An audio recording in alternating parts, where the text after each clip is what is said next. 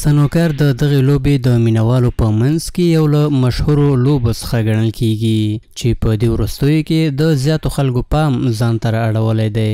له همدې امله د بلخ ولایت د سنوکر فدراسیون د تکړه لوبغاړو د هڅونې او پیژندنې په موخه د بلخ ولایت د 14 نامتو ورزشکارانو ترمنځ دغه سیالۍ په لاره اچولې دي.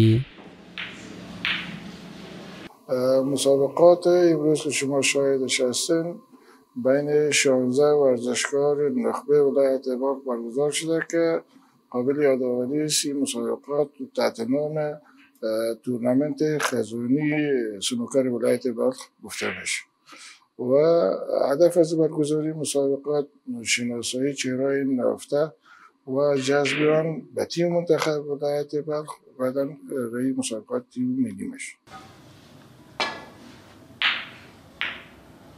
ښاغلي معظم همداره زیاته کړه چې په بلخ ولایت کې 4 سنوکر کلبونه فعالیت لري چې 450 هغه په معیار برابر کلبونه دي.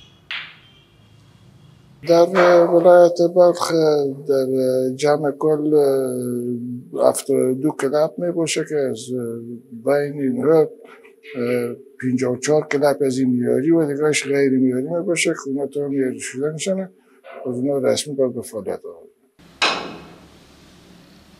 په ورته وخت کې د سنوکر کلبونو یو شمېر مسؤلینو د بلخ ولایت د بدني روزنې او سپورت ریاست د مسؤلینو له فعالیتونو او پاملرنې څخه مننه وکړه.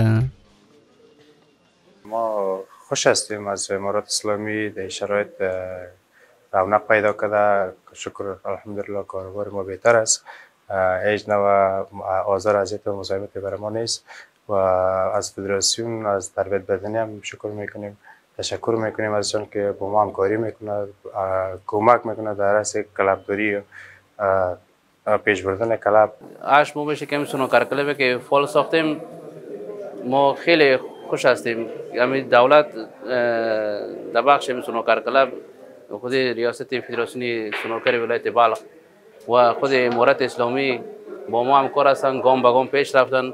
ما در بخش امنیت و در بخش هیچ مشکل نداریم. در بخشایی که مربوط سنوکر میشه ما از دولت خیلی خوش و خرسند هستیم. ما از ریاست تربیت بدنی فدراسیون ولایت بلخ خیلی سپاسگزار هستیم و از بخصوص از امارت اسلامی که با مشکلات ما گام به گام با ما همکار هستن و از با کار خود ما ادامه میدیم.